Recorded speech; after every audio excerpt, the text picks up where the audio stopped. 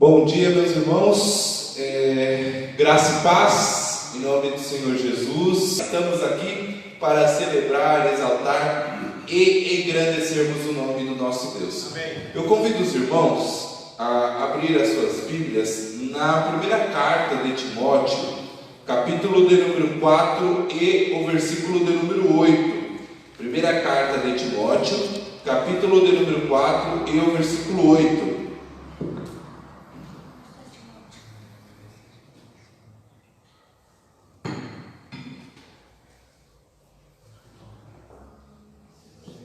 Hoje nós vamos falar de mais um exercício espiritual, que é o exercício da restauração. É o exercício da restauração, e na primeira carta de Timóteo, capítulo 4, versículo 8, a palavra de Deus diz assim, porque o exercício corporal para pouco aproveita, mas a piedade para tudo é proveitosa, tendo a promessa da vida presente e da que há de vir. Amém? Texto comum, conhecido e que temos lido aí todos os domingos pela manhã. Oremos ao Senhor. Pai, em nome de Jesus, eu quero pedir ao Senhor que o Senhor esteja conosco, que o Senhor fale aos nossos corações, que a Tua palavra venha ao encontro das nossas vidas. Ó Deus, que por meio da propagação da Tua palavra possamos ter um olhar introspectivo, um olhar onde nós venhamos direcioná-lo para nós mesmos e assim, Senhor, buscarmos ter uma restauração singela, honesta, verdadeira para com o Senhor.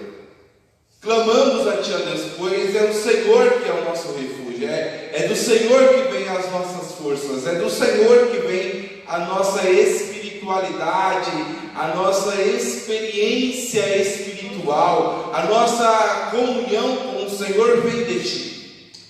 Nos auxilie, Deus, nos auxilie, nos ajude, pois nós não somos nada e necessitamos do Senhor. Oramos agradecidos em nome de Cristo Jesus. Amém e amém. Amém. Nós temos falado aqui pelas manhãs, nos nossos domingos, acerca de exercícios espirituais. E eu tenho frisado com os irmãos, e a minha fala acaba sendo um pouco repetitiva, e eu tenho dado ênfase sobre o valor do exercício, pois o exercício em si, ele é dignificado, ele é valorizado e contribui para o nosso bem-estar emocional, contribui para o nosso bem-estar físico, porém, algo que precisamos pontuar e trazer a nossa consciência é de que fazer exercício não é fácil. Fazer exercício não é algo simples. Fazer exercício requer comprometimento, requer esforço, requer dedicação, requer seriedade. Fazer exercício requer algo muito desgastante. E não é fácil, não é simples. Não é algo que você consegue desenvolver do dia para a noite, de um dia para o outro. É um processo, é algo que acontece paulatinamente. E nessa manhã nós vamos falar de um exercício, que é o exercício da restauração. E o que seria o exercício da restauração? O exercício da restauração, que é também um exercício espiritual, é a arte, é a capacidade de fazermos com que nós venhamos nos colocarmos diante de Deus de forma contrita, de forma quebrantada, diante da mão do oleiro. Nós, como vasos, e esses vasos têm que estar quebrados, é você colocar-se Nós somos vasos quebrados e Deus é o oleiro divino. Deus é o Criador divino. Então, o exercício espiritual abordado aqui nessa manhã, que é a restauração, é você apresentar-se diante de Deus de forma contrita, de forma quebrantada, para que Ele refaça a sua vida sem as consequências, sem a espiritualidade quebrada. Restauração, reconstrução, ter uma experiência com o oleiro para você ser uma nova criatura. Porque o estado quebrado de um salvo, o estado quebrantado de uma pessoa crente em Jesus não pode ser o seu estado final. Não pode ser a palavra final. Nós somos um vaso na mão de Deus. E quem fala isso é o profeta Jeremias, porque lá no capítulo de número 18, versículo de número 6, a Bíblia fala sobre isso. E o profeta Jeremias, ele diz assim, não poderei eu fazer de vós como fez este oleiro, ó casa de Israel. Diz o Senhor, eis que como barro na mão do oleiro, assim sois vós na minha mão, ó casa de Israel. Cada vaso, cada pessoa, cada irmão tem uma história de vida. E essa história de vida é marcada por fatos significativos, onde faz com que ela venha ter um desgaste espiritual, onde fez com que ela rompesse a sua comunhão com Deus, onde fez com que ela se afastasse do Senhor. E quando nós nos afastamos de Deus, nós nos quebramos. Quando nós nos afastamos de Deus, nós quebramos a nossa comunhão, quebramos o nosso relacionamento. E como é que isso acontece? Por 4 fatores. Como a nossa comunhão com Deus é trincada, como a comunhão com o Eterno é rompida? Por 4 fatores. O primeiro deles é quando você perde o primeiro amor. A partir do momento em que você perde o primeiro amor, você troca a casa do Senhor pela sua casa. Você troca a igreja pelo seu trabalho. E com isso, você vai perdendo gradativamente o entusiasmo, você vai perdendo paulatinamente a alegria de servir ao Senhor. Perde-se o gosto de ler a palavra de Deus. Perde-se a vontade de orar. Por quê? Porque você perdeu o primeiro amor. E quando você perde o primeiro amor, como consequência disso, você vai se quebrando espiritualmente. Você vai se rompendo espiritualmente. Você vai se dilacerando espiritualmente. Então, como é que nós nos tornamos um vaso quebrado? Quando nós perdemos o primeiro amor. E somado a isso, eu acrescento também a perda das obrigações morais. Porque quando você se quebra espiritualmente, quando você se afasta de Deus, você passa a se desobrigar gradativamente, paulatinamente dos mandamentos de Deus. Você se solta. Você segue o seu caminho. Você substitui o fruto do Espírito pelas obras da carne. Por quê? Porque você se sente desobrigado, você se sente desresponsabilizado da sua relação para com Deus. Então você segue uma liberdade que apenas nós criamos na nossa própria mente. Você se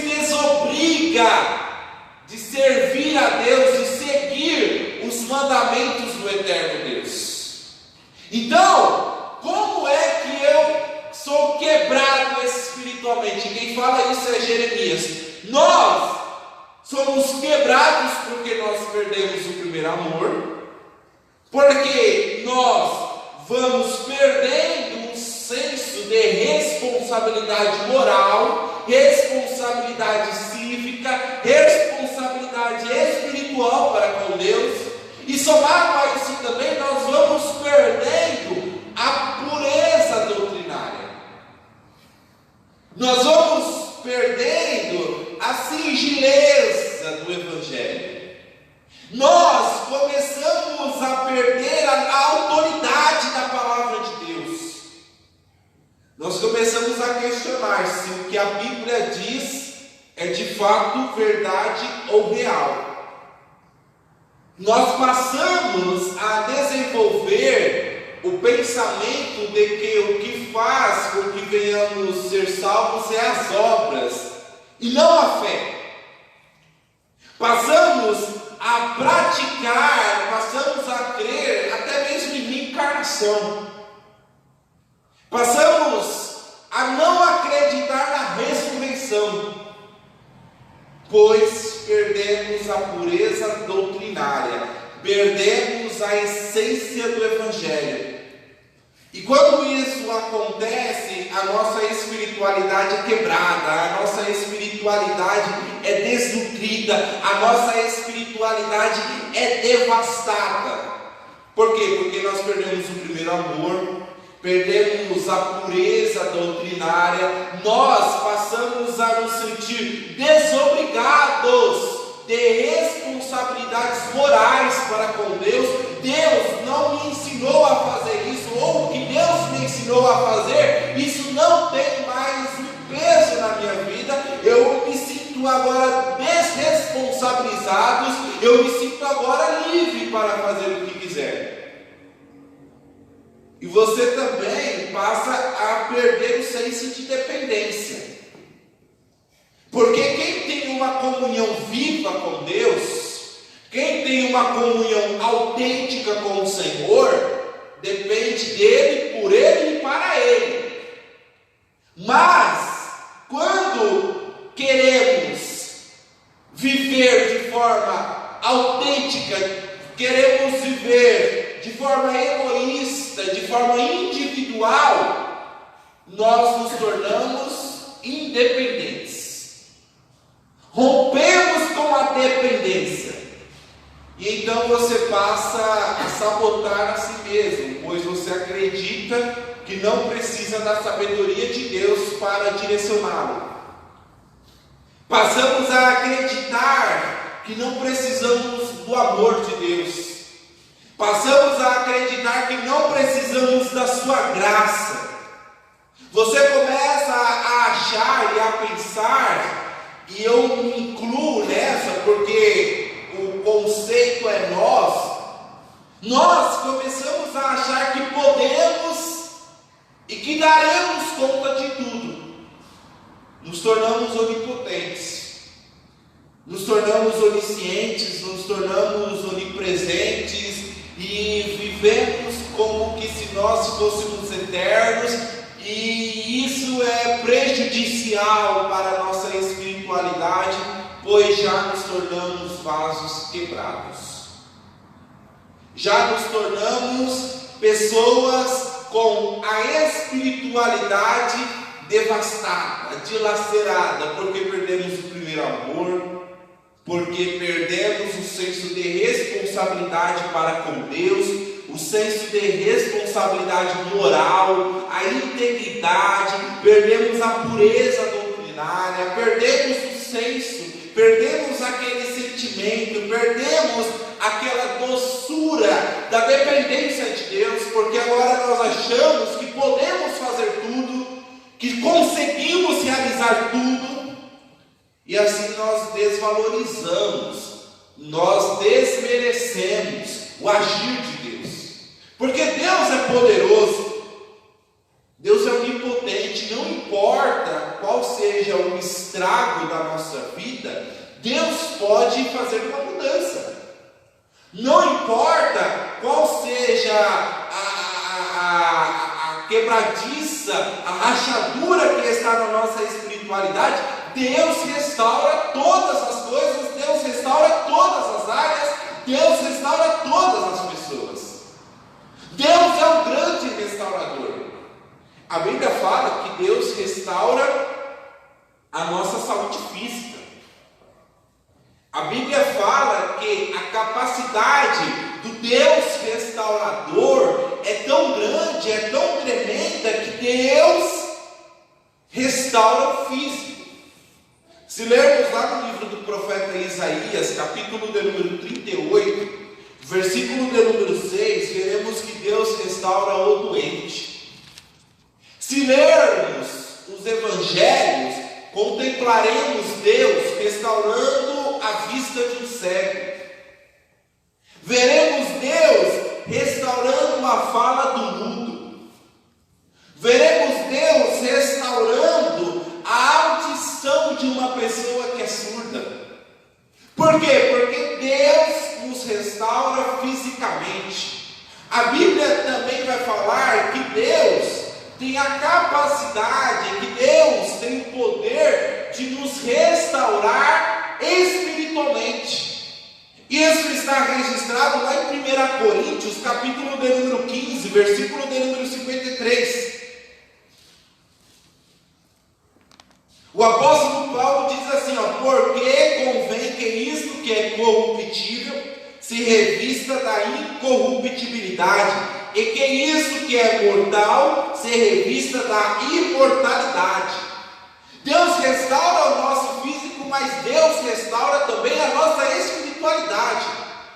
Que lindo, que fantástico, estupendo isso. Por quê? Porque Deus restaura o homem caído.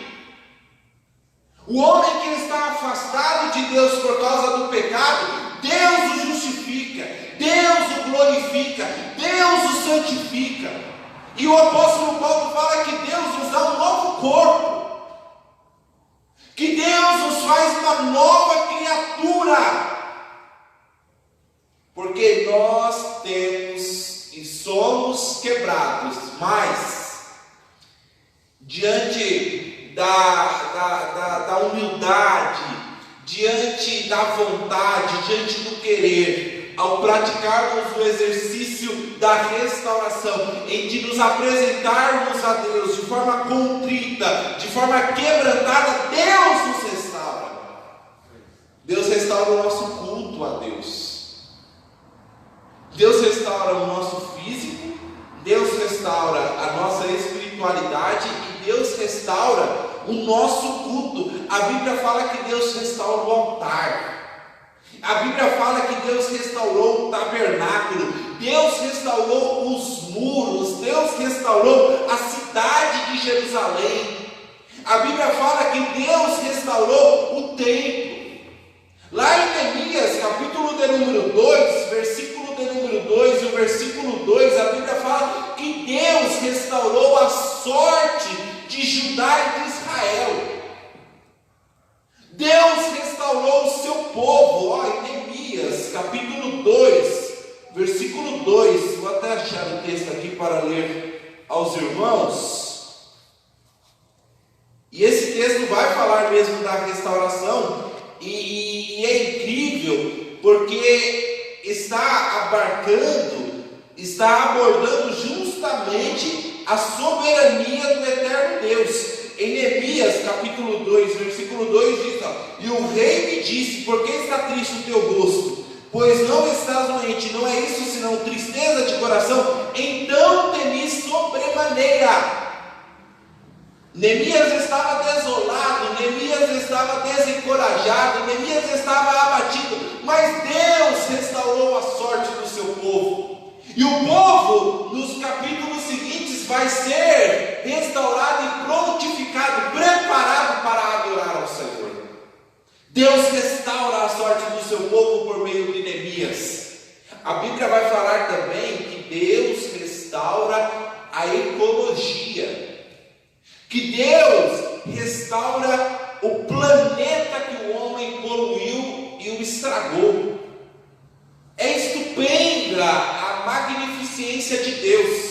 Deus restaura o físico do homem, Deus restaura a espiritualidade do homem, Deus restaura o culto a Deus. E a Bíblia vai falar que Deus também restaura a ecologia. Deus restaura o planeta. Porque lá na segunda carta de Pedro, capítulo de número 3, versículo de número 13, Apocalipse, capítulo de número 21, Apocalipse, capítulo de número 22, a Bíblia fala que Deus cria novos céus e novas terras. Em Romanos, capítulo de número 8, versículo de número 21, esse texto é incrível, porque o apóstolo Paulo, ele diz assim, na esperança de que também a mesma criatura será libertada da corrupção, da servidão da corrupção, para a liberdade da glória dos filhos de Deus. E a natureza geme com dores de parto por causa do pecado, mas a Bíblia está falando que existe uma esperança para que essa mesma criatura seja restaurada pelo poder do Evangelho. Deus restaura o nosso físico, Deus restaura a nossa espiritualidade, Deus restaura o nosso culto a Deus. Deus restaura a ecologia, o planeta Terra, e a Bíblia também vai falar que vai existir uma restauração final, porque a Bíblia não acaba em Romanos capítulo 5, versículo 12, onde fala que por um homem entrou o pecado no mundo. Não, a Bíblia fala que por um outro homem veio a salvação do mundo. A Bíblia fala que o Cordeiro de Deus tira o pecado do mundo, e é essa a restauração final. Qual é? É a restauração da abolição, da retiração. É Deus tirando o pecado da face da terra para todo sempre. A notícia não acaba, a Bíblia não acaba com uma notícia triste, com uma notícia do pecado reinando sobre a humanidade, mas pelo contrário, tem uma notícia que o Cordeiro de Deus veio para nos limpar, para nos purificar, para tirar o pecado do mundo. É a restauração final. E Deus fez isso, o Senhor realizou isso. Deus, ele fez isso na vida de Davi, porque a Bíblia fala que, aliás, eu não sei se é do conhecimento dos irmãos, mas dos 150 salmos que tem na Bíblia, 73 salmos foram escritos por Davi. E aí a pergunta que fica é: como pode um homem fazer o que fez, realizar o que realizou? Porque Davi foi problemaço. Davi adulterou com Betseba. A Bíblia fala que Davi matou um homem virtuoso. A Bíblia fala que ele queria colocar o filho que ele fez com Betseba na conta e na responsabilidade de Urias. Davi não foi um santo, não. Davi não foi perfeito. Davi teve sérios problemas na sua vida. Davi teve sérios problemas espirituais. Mas a Bíblia fala que Davi se conscientiza do seu pecado. Porque lá no segundo livro de Samuel, capítulo de número 12, Deus vai levantar um homem chamado Natã. E Natã vai falar que Davi pecou, que Davi desagradou. E então Davi fala: eu sou esse homem. Está lá em 2 Samuel, capítulo de número 12, do versículo 13 até o versículo 14. Olha só, eu vou até ler o texto aqui para os irmãos. 2 Samuel, capítulo 12, versículo 13 e o versículo 14. Então disse Davi a Natã: pequei contra o Senhor. E disse Natã a Davi: também o Senhor perdoou o teu pecado, não morrerás. Todavia, porquanto com este feito deste lugar sobremaneira que os inimigos do Senhor blasfemem, também o filho que te nasceu certamente morrerá. Deus o restaurou, mas o trono foi para Salomão, que era filho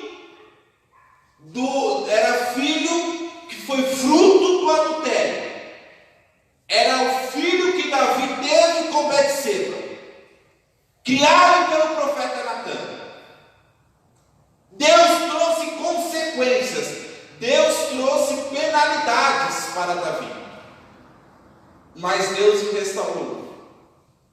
Deus o recuperou. Deus o remodelou. E a Bíblia vai falar que Deus fez isso também na vida de Pedro.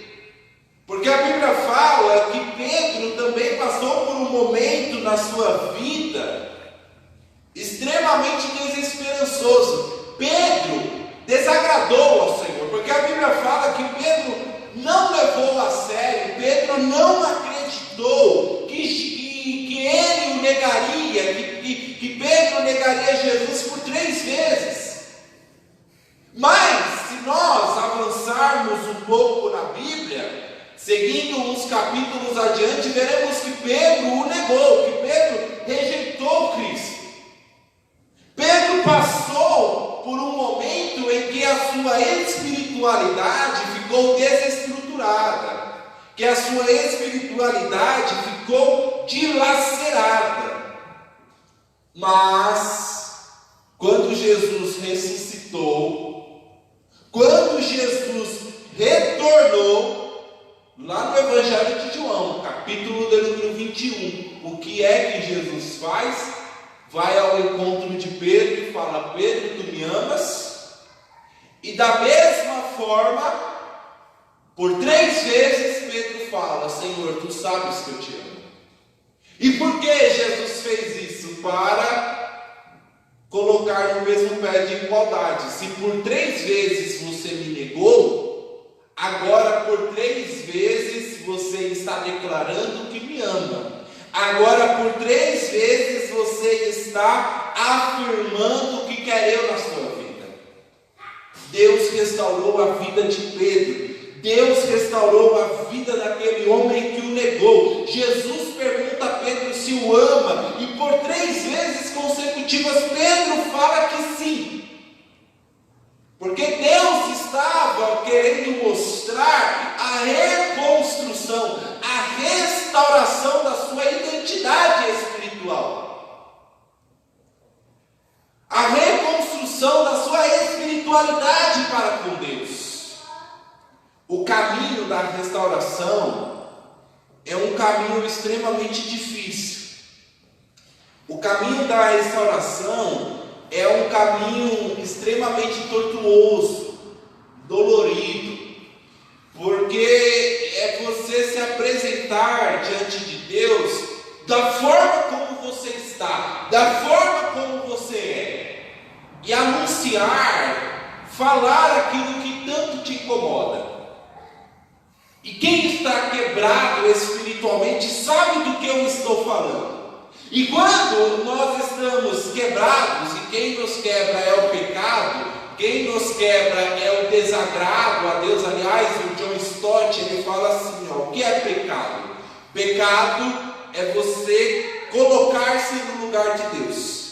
O que é salvação? Salvação é Deus nos colocar-se no nosso lugar. Que lindo, John Stott falando. O que é pecado? É quando você quer colocar-se no lugar de Deus. O que é salvação? É quando Deus se coloca no nosso lugar. E foi isso que ele fez na cruz. Pecado é isso. Pecado é você desagradar a Deus. E quando você, na visão do John Stott, um grande teólogo, quando você se coloca no lugar de Deus, você se quebra espiritualmente. E para você se recuperar, é necessário fazermos alguns ajustes. É necessário seguirmos alguns caminhos. É necessário nós seguirmos alguns conselhos que são fundamentais, mas que são fundamentais e que contribuirão para a nossa restauração espiritual. O primeiro deles é você se apresentar diante de Deus com desejo, com vontade. Se apresentar diante de Deus com amor. Sabe por quê, irmãos? O apóstolo Paulo fala lá em Filipenses, capítulo de número 2, e o versículo de número 13, que nós precisamos aprender a desejar. Por quê? Porque dentro de nós existe algo chamado eu. Dentro de nós existe algo chamado carne. Dentro de nós existe algo chamado natureza pecaminosa. E o eu atrapalha tudo. O eu atrapalha os nossos desejos. O eu atrapalha o nosso relacionamento para com Deus. O eu atrapalha a nossa espiritualidade para com o Senhor. Basta vermos o que o salmista fala no Salmos 81, versículo 11. Mas o meu povo não quis ouvir a minha voz, e Israel não me quis. Porque o eu luta contra nós mesmos. Então, o primeiro conselho é: aprenda a entrar na presença de Deus com desejo, com euforia, com alegria, com dedicação. Aprenda a desejar aquilo que é certo. Aprenda a desejar aquilo que é correto. O apóstolo Paulo fala isso lá em Filipenses, capítulo de número 2, versículo de número 13. Aprenda a desejar aquilo que é agradável ao olhar do Senhor.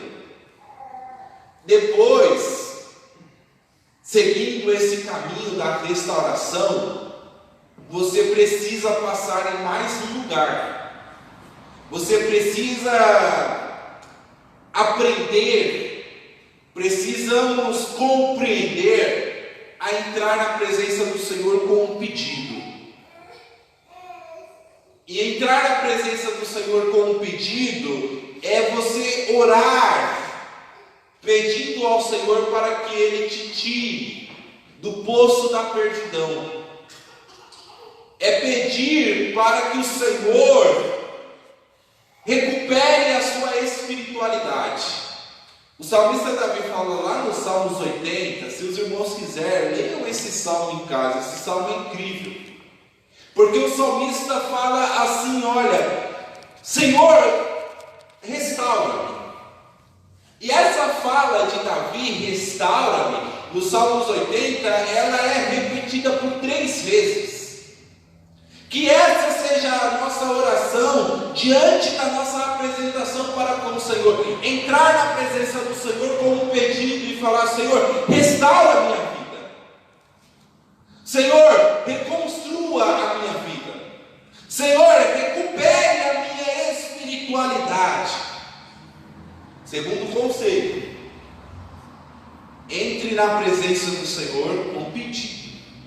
Entre com desejo, entre com amor, entre com euforia, mas entre também com pedido. E a Bíblia também vai nos dar um terceiro conselho para nós reconstruirmos a nossa espiritualidade. Pare por um momento, reflita e lembre-se de onde, quando e como começou essa crise espiritual que fez com que você se quebrantasse diante do Senhor. Porque é preciso lembrar para confessar. É preciso trazer à memória aquilo que desagradou a Deus e apresentar diante de Cristo. É isso que Jesus fala lá para uma das suas igrejas, lá em Apocalipse, capítulo de número 2, versículo de número 5, o Senhor Jesus, Ele vai falar para essa igreja: lembra-te, pois, de onde caíste e arrepende-te. Lembra-te de onde caíste e arrepende-te e pratica as primeiras obras, quando não brevemente a te virei e tirarei do seu lugar o seu castiçal, se não te arrependeres.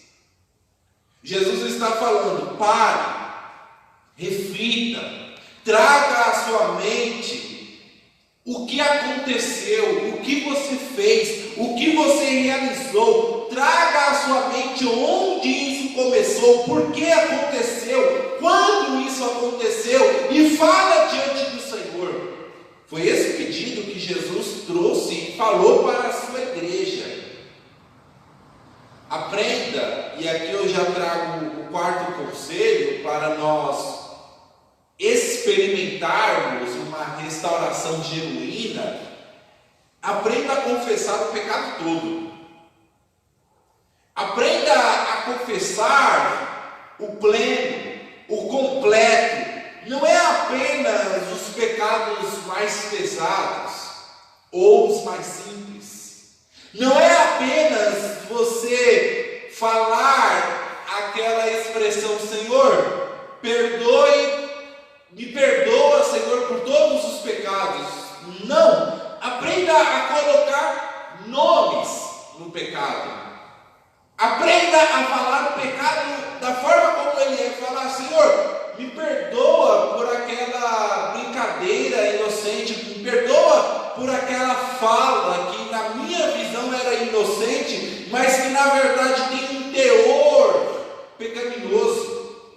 Senhor, me perdoa pela minha falta de vigilância, por fazer aquilo que não era certo.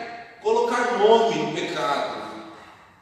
Não é a falar todas as minhas transgressões, todas as minhas iniquidades. É você falar diante de Deus o que de fato está te machucando, o que de fato está te quebrando. Mas isso de forma particular também, né, irmãos? Não vai aqui subir no púlpito e falar: Senhor, me perdoa porque eu olhei para a irmã e tal. Não vai fazer isso. E aí você fala o todo. Mas de forma particular, é você falar aquilo que está abalando a sua espiritualidade. É falar aquilo que está rompendo, quebrando, desconstruindo. É aquilo que está trincando, arranhando a sua vida com Deus. Quinto conselho: renove a sua aliança para com o Senhor. Renove a sua espiritualidade. Em Apocalipse capítulo 2, versículo 5: volta às primeiras obras, volta às suas primeiras práticas, passe a se comprometer com Cristo outra vez, passe a voltar a ser o que era antes, o que era no início, o que era no princípio. Se restaure diante de Deus. Fala: Senhor, eu quero renovar o meu compromisso contigo, eu quero renovar a minha espiritualidade para com o Senhor. O caminho da restauração é um caminho dolorido, é um caminho extremamente difícil, não é algo fácil, por isso que é um exercício espiritual. E a Bíblia, ela nos dá essas diretrizes. Olha, entre com desejo, entre com amor. Aprenda a pedir, aprenda a falar aquilo que de fato está acabando com a sua vida, aprenda a clamar por restauração. Lembre-se como começou, lembre-se de onde surgiu, lembre-se o que você fez, por que você fez, que fez com que você passasse por esse desgaste espiritual.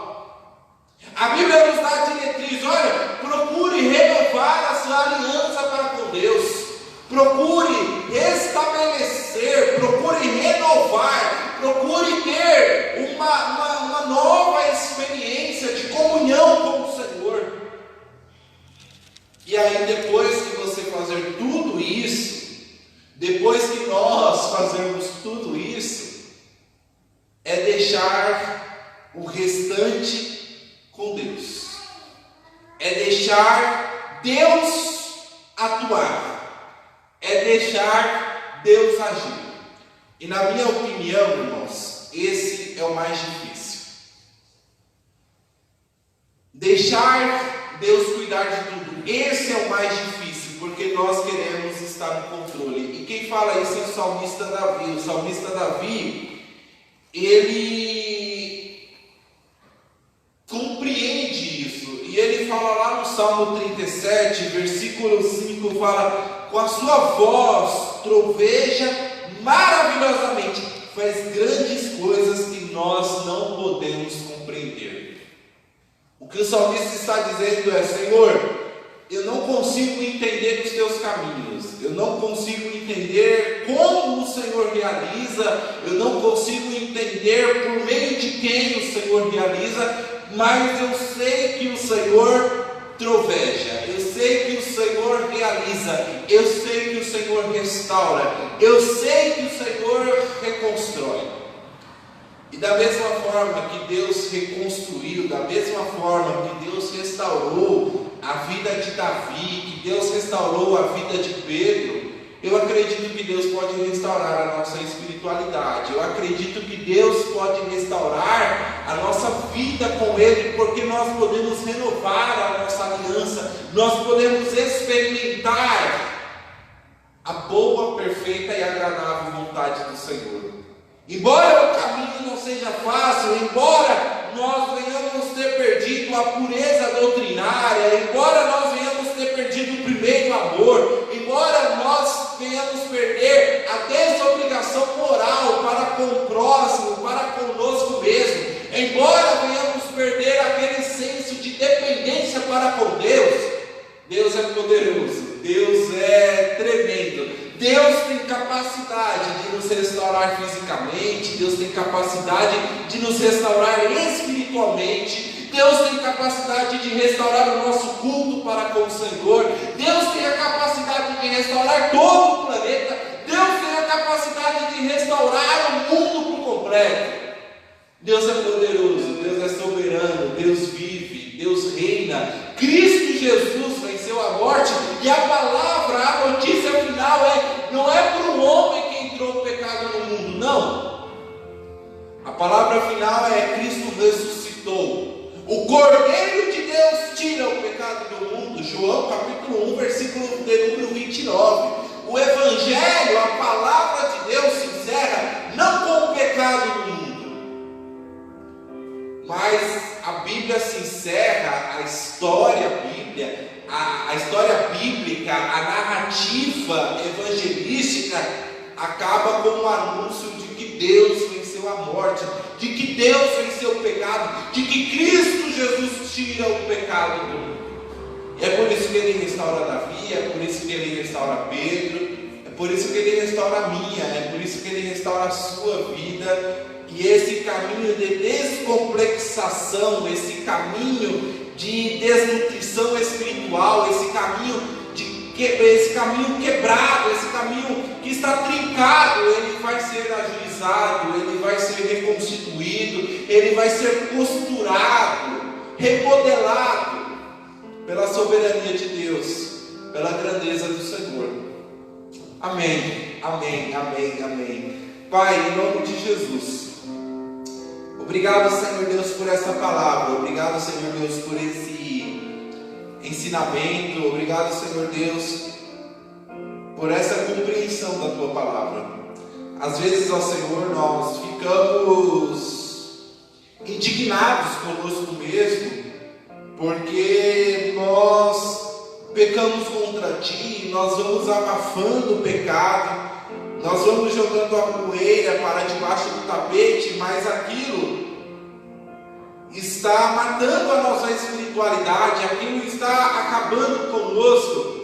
Mas essa manhã, Senhor, nós clamamos a Ti, buscando uma restauração, buscando a Ti, ó Deus, uma nova vida, uma renovação, ó Senhor.